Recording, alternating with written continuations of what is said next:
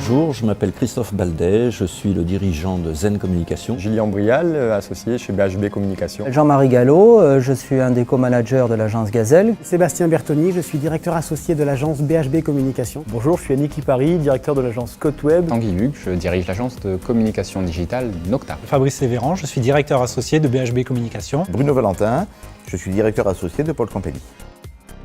Notre spécialité, c'est de révéler ce qui fait la force et donc la différence d'une marque, et ensuite d'utiliser tous les supports à notre disposition, online ou offline, pour délivrer notre message. Notre agence est une agence 360 degrés qui n'a pas de spécificité justement. On va aussi bien du print au web en passant par la vidéo, le conseil média. Nous sommes multispécialistes. On est une agence à 360 degrés, c'est-à-dire qu'on travaille à la fois sur des campagnes médias online et offline. On a une prestation internet, community management, donc on est vraiment à 360, communication externe, interne, relations presse. Notre agence s'occupe de la promotion de nos clients au niveau digital. Nous disposons d'un pôle conseil et formation, un pôle site internet et un pôle communication digitale pour toutes les prestations de référencement naturel, emailing ou encore community management. Paul Company est une agence de communication globale, intervenant sur des problématiques de communication commerciale comme de communication institutionnelle, online et offline. Nous sommes installés au cœur de Nice et nous travaillons avec une clientèle qui occupe tout l'arc méditerranéen. L'agence BHB Communication est implantée à Nice depuis maintenant 16 ans. Nos bureaux se situent en face de l'aéroport dans le quartier d'affaires de l'Arenas. Nos clients sont dans le département des Alpes-Maritimes, la région PACA et au niveau national français. L'agence Gazelle est située à Cannes. Nos clients sont situés en grande partie dans la région PACA. En revanche, ce sont des entreprises qui ont leur siège dans la région, mais qui souvent travaillent au niveau national ou international, donc plutôt des grosses PME. Nous sommes sur Nice, sur les collines de Nice, et nos clients sont majoritairement dans le sud-est, parce qu'on joue beaucoup sur la proximité, avec quelques grands comptes sur Paris et à l'international. Notre agence est basée à Nice, mais nous collaborons avec des clients du monde entier qui ont tous un lien avec la Côte d'Azur. L'agence est basée à Nice, avec un bureau à Paris. Sa clientèle est régionale à 50%, si on parle de la grande région Méditerranée, et à 50% sur le reste de la France et à l'étranger. Pour quelles raisons faire appel à un pro de la communication? Première raison, c'est de sortir le nez du guidon, au sens où j'ai beaucoup d'annonceurs qui sont souvent, qui ont une vision industrielle de leurs produits ou leurs services et que nous allons leur apporter une vision consommateur.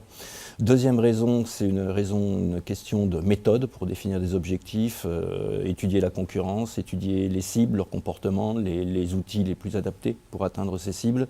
Et troisième raison, c'est l'expérience, au sens où une agence digne de ce nom a généralement une expérience sur les sujets sur lesquels elle est consultée et donc elle connaît déjà les pièges à éviter, certaines règles à suivre. L'intérêt pour le client de faire appel à un professionnel de la communication, c'est principalement de gagner du temps et de l'argent. Pourquoi? Parce que le pro de la com sera formé pour bien le connaître et pour lui proposer les meilleurs outils en fonction des besoins qu'il aura et donc pour pouvoir répondre tout de suite à ses attentes. L'intérêt, c'est qu'on est généraliste, qu'on est en amont, c'est-à-dire que très souvent on a une démarche marketing avant d'arriver à la communication et avant d'arriver à la partie technique qui consiste par exemple à dire on va faire un site internet, on va utiliser un CMS WordPress, on va faire des photos avec tel photographe. Tout ça, ça vient bien après. Nous, notre problème, c'est de permettre à une entreprise d'atteindre un objectif en général commercial. D'après moi, l'intérêt, c'est qu'on apporte différentes choses. Toute la chaîne en fait digitale, ça va de la créa, avec un graphiste, un directeur artistique, au développement, avec un ingénieur développement, au marketing, avec un référenceur naturel et un référenceur payant. Ça permet pour le client d'avoir une solution complète de A à Z. Le professionnel de la communication est d'abord là pour garantir un certain recul, poser les bonnes questions et donc, grâce à ce travail, faire émerger des recommandations stratégiques. C'est d'avoir un service optimum, d'avoir un rendu de qualité. C'est d'avoir de vrais professionnels qui sont entièrement dédiés à sa communication. Il faut faire appel à une agence de communication parce que l'entreprise, ce n'est pas une aventure en solitaire. L'entreprise, eh bien, elle se nourrit de partenariats, elle se nourrit d'expériences extérieures, elle se nourrit de savoir-faire qui ne sont pas forcément intégrés à l'entreprise et se reposer sur des spécialistes de confiance en communication comme dans d'autres disciplines, c'est une des garanties du succès. Alors concrètement, pour accompagner nos clients, la première étape, c'est de s'immerger totalement dans leur univers pour mieux connaître leurs produits, leurs services, leur entreprise. Ensuite, on va regarder ce que fait la concurrence pour détecter ce qui va faire la différence de notre produit ou notre service. Ensuite, nous allons étudier les cibles, ce qui est capable de les motiver, de les intéresser. Et puis ensuite, nous allons définir les moyens pour atteindre ces cibles. On s'adapte à chaque client, nous faisons du sur-mesure. L'idée, c'est de les suivre au quotidien, d'être force de proposition et d'avancer avec eux, quelle que soit leur problématique. Ce qui revient dans la majorité des cas et ce qui est vraiment le leitmotiv dans notre relation client, c'est vraiment la connaissance client. C'est de vraiment connaître le client et connaître son activité et son environnement. Donc le benchmark est une partie qui est très importante dans notre activité parce que nous sommes un petit peu des acrobates, parce que nous passons d'un secteur d'activité à un autre et c'est très important pour nous de pouvoir appréhender ces différents secteurs d'activité de manière totale. On a des méthodes, effectivement, qui ne sont pas des recettes, mais qui sont des méthodes d'investigation. Donc, tout dépend s'il s'agit de lancer un nouveau produit, de positionner une marque qui est en train de se créer, d'une start-up par exemple, ou de repositionner une marque et un produit qui veut monter en gamme, qui veut au contraire viser une clientèle populaire, etc. Donc, on a une méthode qui est la méthode la plus basique. C'est ce qu'on appelle Who, What, What. À qui s'adressons-nous? Que pensent nos clients ou nos prospects de notre marque? Et que voulons-nous qu'ils pensent? Et quand on a répondu à ces 3 questions de façon pertinente, on a fait 80% du travail. Pour moi, le maître mot de l'accompagnement, c'est l'écoute. Il n'y a pas de méthode spécifique, il n'y a pas de solution spécifique. Chaque cas est unique, chaque client est unique, chaque besoin est unique. Donc il n'y a pas de recette, mais il y a une grande écoute. Pour accompagner nos clients, nous mobilisons de nombreuses méthodes et outils qui sont à chaque fois adaptés à l'univers de ce client. On ne parle pas de la même manière à tous les clients, mais notre matériel principal reste la question. On n'a pas de méthode universelle parce que chaque cas est un cas différent et chaque problématique est une problématique différente. Nous accompagnons nos clients bien par l'écoute, par la réactivité et bien évidemment en essayant de trouver la solution de communication la plus adaptée à leurs besoins. Il n'y a pas de méthode universelle. Au contraire, l'intérêt d'une agence de communication, c'est de faire du sur-mesure en fonction de chaque client.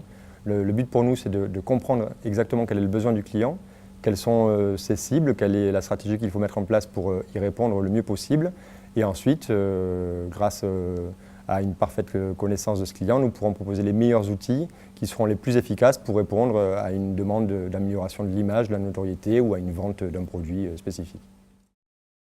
Alors la différence entre un travail d'amateur et un travail d'agence comme le mien, je dirais d'abord c'est 30 ans d'expérience en gestion de dossiers, en montage de stratégie.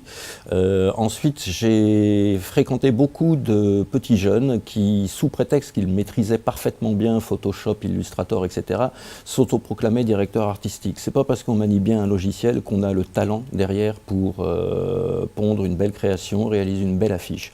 La différence entre un professionnel agence de la communication et quelqu'un qui prétend l'être, c'est justement cette notion de vision, d'expérience, de background, on va dire, de culture. L'intérêt, à mes yeux, de faire appel à un professionnel de la communication, que ce soit pour du web, du print, de la photo, du conseil, de la rédaction, c'est principalement, curieusement, de gagner du temps et de l'argent. Tout simplement parce qu'un professionnel va tout de suite utiliser la bonne image. La publicité que vous allez ensuite payer un prix certain pour être diffusée dans un média, quel qu'il soit, sera percutante parce que la photo sera juste et le ton sera bon. Alors que vous allez prendre la photo vous-même, vous allez payer assez cher quand même pour diffuser cette publicité que vous aurez faite mais qui ne sera pas professionnelle. Et finalement, ça va être des sous jetés par la fenêtre. Donc l'intérêt de faire appel à un professionnel, c'est bel et bien de pouvoir gagner en efficacité, donc en temps, parce que souvent les clients sont pressés, et en argent au final. Alors, c'est comme pour tous les métiers, faire appel à un professionnel, c'est un gage de qualité. Et finalement, quand on fait appel à quelqu'un d'autre pour des questions bien souvent de coût, il s'avère qu'au final, ça coûte plus cher parce que c'est du temps perdu, c'est un manque d'efficacité. Donc le professionnel est là pour le rendu maximum et le rapport qualité-prix. La différence entre les services d'une agence de publicité et d'un amateur, elle se retrouve dans tous les secteurs. On peut prendre l'exemple de quelqu'un qui va prendre un traiteur pour son mariage ou qui va décider de préparer lui-même le buffet. La différence vous saute aux yeux. Dans notre métier, c'est exactement le même principe. On n'est pas dans le mode du bricolage et la communication est un secteur qui est suffisamment important pour qu'on lui accorde toute l'attention nécessaire. Un service de professionnel, c'est un service de personnes qui sont engagées. Donc on s'engage par rapport à un annonceur, parce que l'annonceur va faire un investissement, et on s'engage à remplir ses objectifs qu'il nous a fixés. En revanche, un amateur, il n'a pas ce type d'engagement, et ça peut être très bien, mais on prend des risques, ça peut être dangereux. Si vous avez les freins de votre voiture à changer, soit vous allez chez votre concessionnaire et ça va vous coûter plus cher, mais vous êtes sûr que les freins vont fonctionner. Si vous les faites changer par un amateur, aussi bon soit-il, ben vous savez qu'il y a un petit risque ou un gros risque, ça dépend. Voilà la différence. L'amateur ne saura pas tout faire. Le graphisme, le développement, l'intégration, l'hébergement, le référencement, ce sont des spécialités qui nécessitent une expérience et une formation spécifique que seule une équipe pourra vous apporter. Une des grandes différences que je peux citer, ça reste l'expérience. Quand vous accompagnez des entreprises pendant un certain nombre d'années au quotidien, vous avez une valeur ajoutée à proposer qui n'est pas celle de quelqu'un qui effectue ce travail de temps en temps. S'appuyer sur une agence de communication, c'est s'appuyer sur un partenaire qui est capable de traiter une problématique dans sa globalité, dans toute sa complexité. Aujourd'hui, un annonceur ne peut pas prendre de risques superflus quant à son investissement en communication. Un investissement en communication, ça ne s'improvise pas. On doit, bien évidemment, le faire valider par un partenaire professionnel. La valeur ajoutée d'une agence de publicité, c'est bel et bien d'avoir un œil neuf et un nouveau regard sur le quotidien de l'entreprise, avec de nouveaux outils, de nouvelles créations qui seront complémentaires avec le service de communication qui est intégré au sein de l'entreprise. Donc ça apporte un éclairage nouveau, ça apporte des idées nouvelles, ça apporte une certaine fraîcheur. Ceci étant dit, ça ne nous empêche pas également de collaborer et d'enrichir mutuellement nos recommandations avec un service de communication interne. Notre valeur ajoutée, c'est d'apporter une touche supplémentaire que le client n'a pas. Les services internes sont, on va dire, la tête dans le guidon, toujours à travailler sur le même sujet, le même produit, le même service. Une agence a une vision globale, extérieure et toujours aware, on va dire, au fait de ce qui se passe dans les supports, dans le monde de la communication. Et étant force de proposition, on fait avancer l'entreprise. Le service interne sert uniquement à nous guider vers leurs problématiques et ensuite à décliner sur les différents supports la création que nous avons faite. Il y a un vrai intérêt à faire appel à une agence de communication, même quand on a un service de communication en interne. Je dirais que l'on n'est pas du tout concurrent, on est plutôt complémentaires, parce que l'agence de communication va apporter un œil nouveau, un regard différent. On va se positionner complètement différemment de la personne ou du service entier qui s'occupe de la communication de telle ou telle structure, qui traite cela au quotidien. C'est un peu des variations sur le même thème. On va apporter de la fraîcheur, de la créativité et la connaissance de tout ce qui se passe autour de cette activité. Alors, la valeur ajoutée de faire appel à un service externe, c'est qu'on a précisément une vision extérieure des choses.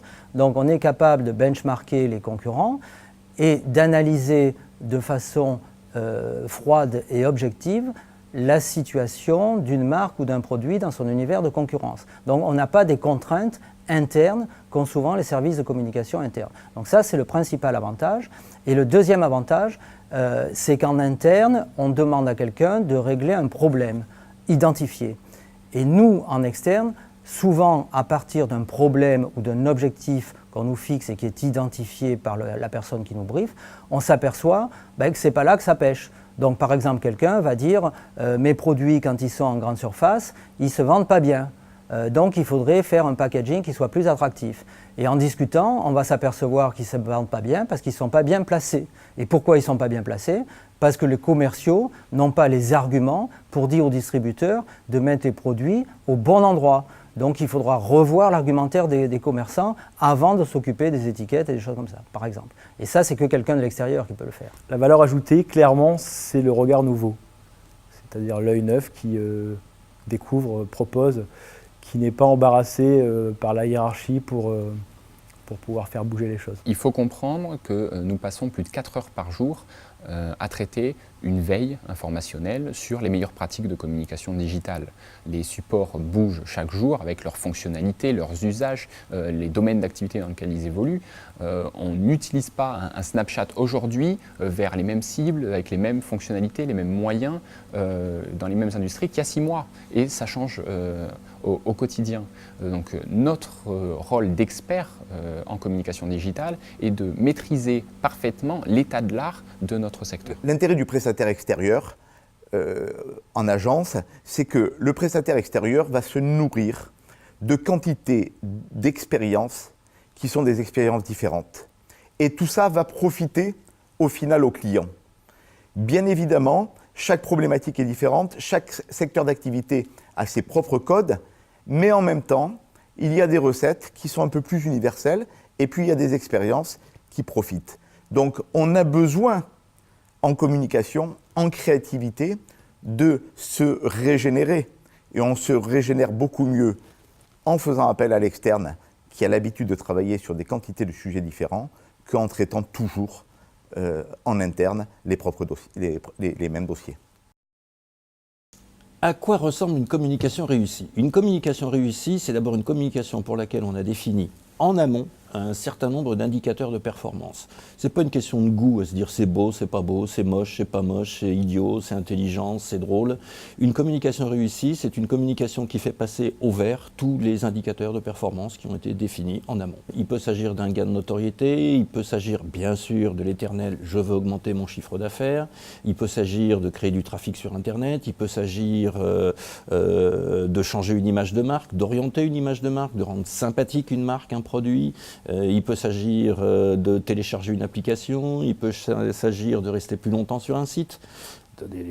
Beaucoup d'indicateurs de performance qui ne sont pas exclusivement liés au chiffre d'affaires. C'est tout simple, c'est une communication qui permet de vendre le produit, qui permet de faire connaître le produit ou qui permet d'améliorer l'image de la société ou du groupe ou de l'institution. Alors, la communication réussie, c'est celle qui atteint ses objectifs. Une communication réussie, c'est bien évidemment une communication qui a réussi à atteindre ses objectifs par rapport à une cible qu'elle aura bien évidemment définie. C'est une communication qui aura mis les curseurs entre l'artistique, et la créativité et l'efficacité aux bons endroits. C'est-à-dire qu'une communication peut être très artistique mais pas du tout efficace et inversement. C'est justement arriver à doser tout ça de manière subtile pour avoir une vraie communication réussie. Pour nous, une communication réussie, c'est une communication qui permet à un annonceur d'obtenir les résultats qu'il attend de cette communication. En gros, il y a les campagnes de communication qui permettent à une agence de faire parler d'elle, d'obtenir des prix, et puis il y a les campagnes qui permettent à un client d'obtenir des résultats. Donc pour nous, une campagne réussie, c'est une campagne qui va produire les résultats escomptés. Si en plus il se trouve qu'elle est sympa, qu'elle est créative et qu'elle est marrante et qu'elle gagne un prix, c'est la cerise sur le gâteau, mais ce n'est pas ça l'objectif. Ça va dépendre des attentes et objectifs du client. Ça peut être un chiffre d'affaires en hausse, une visibilité meilleure sur Internet, ça dépend du projet. Une communication réussie, c'est une communication qui remplit les objectifs qui lui avaient été assignés au départ. Alors ça suppose un préalable, ça suppose que l'entreprise ait déjà établi ses objectifs de communication, l'entreprise ou l'institution. Alors les objectifs de communication, ils peuvent être de plusieurs types.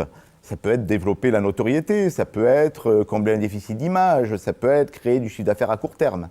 Une communication réussie, c'est celle qui permet d'atteindre l'objectif prioritaire ou les objectifs prioritaires qui lui ont été assignés. J'ai beaucoup d'exemples concernant des clients qui étaient réticents au départ et qui finalement ont été très contents de faire appel à une agence de pub, tout simplement parce qu'ils sont beaucoup sollicités, ils ont l'habitude de dire non, je n'en ai pas besoin tout de suite ou ça, il faut un petit peu attendre. Mais finalement, le fait de faire appel à une agence de publicité, ils voient qu'on prend le temps de les comprendre et on leur propose des outils qui sont adaptés à leurs besoins et aussi à leur budget. Ce qui est souvent une crainte des clients aussi budgétaires. Et finalement, dépenser le prix pour arriver à une finalité, c'est souvent plus efficace que dépenser parfois plus, mais même moins, pour rien. J'ai un très bon exemple, c'est un très grand annonceur dont je ne me permettrai pas de citer le nom ici, qui cherchait à créer un nom pour une de ses filiales. Ils y avaient pensé en interne et ils ont voulu organiser une consultation juste pour voir, pour se rassurer. Au final, on a gagné cette consultation, on a créé le nom et on a eu une vraie valeur ajoutée au sens où, au-delà du nom, on a su apporter tout le territoire qui allait avec cette création de marque, c'est-à-dire la philosophie, les valeurs, le territoire d'expression, le graphisme, bien plus qu'un simple nom, une véritable identité. Et depuis, d'ailleurs, pour chacune des créations de marque de cet annonceur, ils nous consultent. Alors, il nous arrive de rencontrer des clients qui, au départ, sont réticents sur le fait de faire appel à une agence de communication parce qu'ils pensent qu'ils n'ont pas le budget ou que leur structure n'a pas besoin d'une agence de communication. Et en fait, une fois que l'on propose les créas, avec le concept et la valeur ajoutée qui est le propre de notre métier, ils voient tout de suite qu'effectivement, il y a un intérêt pour leur entreprise, quelle qu'en soit la taille et quel que soit le budget. Et effectivement, du coup, ils sont satisfaits d'avoir fait appel à nous. Très récemment, un nouveau client issu du domaine des cosmétiques qui avait l'habitude de travailler avec son photographe indépendant, avec son graphiste indépendant, avec son webmaster indépendant, m'a fait un très joli compliment. Il m'a dit « Vous nous avez permis de grandir ». Une agence en communication, comme tout partenaire de confiance d'une entreprise, eh bien, ça va être celle qui va être capable de faire grandir son client, grandir en termes d'image, grandir en termes de chiffre d'affaires, grandir en termes de résultats. La différence entre une bonne et une mauvaise communication ne se juge pas à j'aime, j'aime pas, c'est beau, c'est moche, c'est intelligent, c'est pas drôle. Une bonne et une mauvaise communication, la différence va se situer tout simplement au niveau des résultats. Est-ce que cette campagne, est-ce que cette com atteint ses objectifs? Est-ce qu'elle permet de faire passer au vert les indicateurs de performance qu'on aura fixés au préalable? C'est tout ce qui fait la différence entre une bonne et une mauvaise campagne. L'atteinte des objectifs. Selon moi, une bonne communication, c'est une communication qui permet de vendre un produit ou qui permet d'améliorer une image ou d'augmenter une notoriété. Tandis qu'une mauvaise communication, c'est une communication où on va tirer un petit peu partout dans tous les sens avec de mauvaises images ou de mauvais outils ou de mauvais messages. Et dans ce cas-là, au contraire, ce sera sous-jeté par la fenêtre. Donc la bonne communication, c'est celle, comme on disait tout à l'heure, qui atteint ses objectifs. Et la mauvaise communication, c'est celle qui ne sert à rien, qui prend du temps, qui coûte de l'argent et où le client, en fait, au final, l'aperçoit comme une mauvaise expérience parce qu'il n'a fait que perdre du temps et de l'argent. La différence entre une bonne et une mauvaise communication, c'est toute une histoire de jauge entre la créativité et l'efficacité. C'est-à-dire que la créativité sans efficacité, ça n'a pas vraiment de sens. Nous sommes là pour atteindre des objectifs qui sont très spécifiques. Alors ça peut être soit une augmentation de notoriété, soit une amélioration d'image de marque, ou tout simplement vendre un produit. C'est principalement atteindre cet objectif-là qui est notre mission. À mon avis, on reconnaît une bonne communication au caractère incomparable qu'elle va donner à une marque ou à un produit. Mais j'entends incomparable au sens propre du terme, c'est-à-dire qu'on ne peut pas comparer. Aujourd'hui, tous les besoins sont satisfaits, tous les produits sont interchangeables et une bonne communication, c'est celle qui fait qu'un produit ne pourra pas être comparé à un autre, ni sur l'image, ni sur ses qualités, ni sur le prix. Si on arrive à faire ça, on a réussi sa communication. Une bonne communication dans le digital, c'est une communication où on a un bon retour sur investissement. La bonne communication, c'est celle qui remplit l'objectif qui était assigné au départ. L'objectif ou les objectifs qui étaient assignés au départ. La communication ratée, c'est celle qui ne remplit pas ces objectifs. Et enfin, la mauvaise communication, on peut penser que c'est celle qui va à l'encontre des objectifs qui étaient assignés à l'origine. Le principal frein qu'on rencontre dans notre activité, c'est un certain manque de réflexion marketing en amont de la communication. On vient souvent nous voir en disant « je veux augmenter mon chiffre d'affaires », mais ce n'est pas du tout suffisant. Il faut savoir auprès de qui je veux augmenter mon chiffre d'affaires, en combien de temps, en quelle proportion, sur quel marché. Donc c'est plus une certaine lacune, on va dire, de connaissances marketing qu'un problème de budget ou de méconnaissance de la communication. Le plus gros frein des prospects lors de notre démarchage, c'est des contraintes financières et peut-être qu'ils n'ont pas encore percuté sur l'intérêt de faire appel à une agence de publicité au lieu d'avoir un support qui leur fait la créa comprise dans le prix ou de leurs copains ou leur graphiste qui fait ça en interne. Les freins que l'on rencontre sont de l'ordre budgétaire souvent. On parle des agences de com comme des avocats, on dit « ah mais ça va coûter cher », alors qu'en fait on sait s'adapter au budget des clients. Les principaux freins que nous rencontrons au quotidien viennent principalement de la méconnaissance de notre métier de la part des clients qui pensent qu'en communication, tout est simple et tout est rapide. Dans 99% des cas, c'est le prix. C'est-à-dire que les gens disent, avec la campagne que vous me proposez, combien vais-je devoir dépenser? Et on répond toujours la même chose. Monsieur, si vous considérez la communication comme une dépense, c'est que vous partez mal. Il faut la considérer comme un investissement et il faut qu'elle figure, que le budget communication figure à votre compte d'exploitation prévisionnel. Donc presque toujours, c'est une question de prix qui fait problème parce que les techniques qu'on utilise sont des techniques qui se sont popularisées. Tout le monde a un appareil photo, tout le monde peut faire des vidéos, tout le monde sait bidouiller sur Internet et quand on donne le prix professionnel, on nous explique que le beau-frère de sa concierge sait faire la même chose et beaucoup moins cher. Et à ce moment-là, on leur dit faites travailler le beau-frère de votre concierge et puis vous verrez si ça marche ou pas. Donc c'est toujours ça le problème, c'est le prix entre le professionnel et le travail d'amateur qui n'est pas, le travail professionnel, il n'est pas 20% plus cher. Il est des fois 3, 4, 5 fois plus cher. Mais là encore, ça ne se compare pas. Les freins par rapport au développement, c'est clairement une problématique de budget. Beaucoup de TPE ou PME n'ont pas ou ne comprennent pas l'intérêt de l'investissement dans le digital. On rencontre des freins qui sont liés souvent à l'attitude du client par rapport à l'agence. Alors pour que la relation soit une relation gagnant-gagnant, il faut absolument que le client lui-même respecte les conseils que je vais donner. Premièrement, définissez vos objectifs de communication. Si ces objectifs de communication ne sont pas définis, l'agence ne peut pas travailler intelligemment.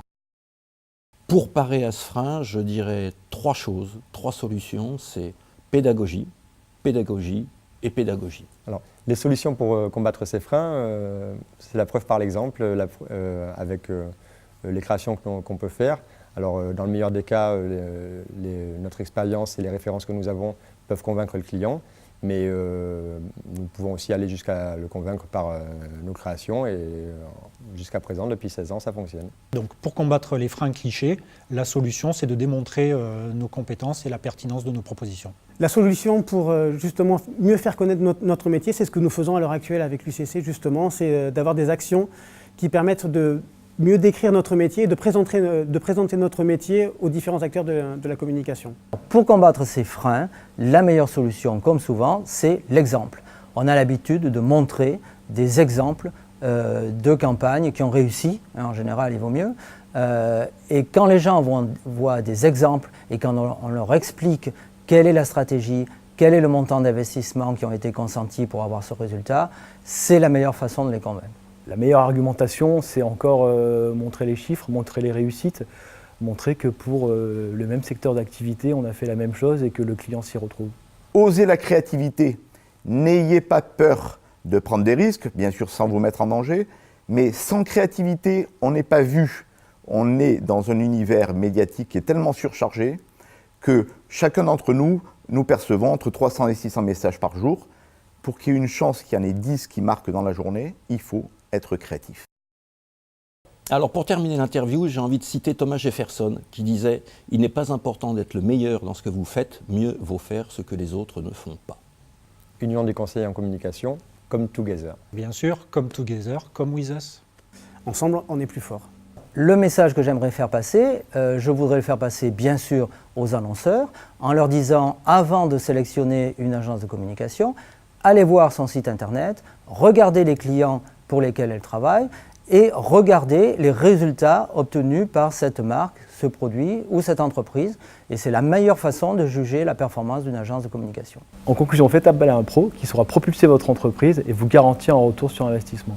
Si j'ai qu'un seul message, c'est n'hésitez pas à venir nous rencontrer à l'agence pour échanger sur votre communication. Il faut que les clients des agences conseillères en communication s'inscrivent avec nous dans un rapport gagnant-gagnant.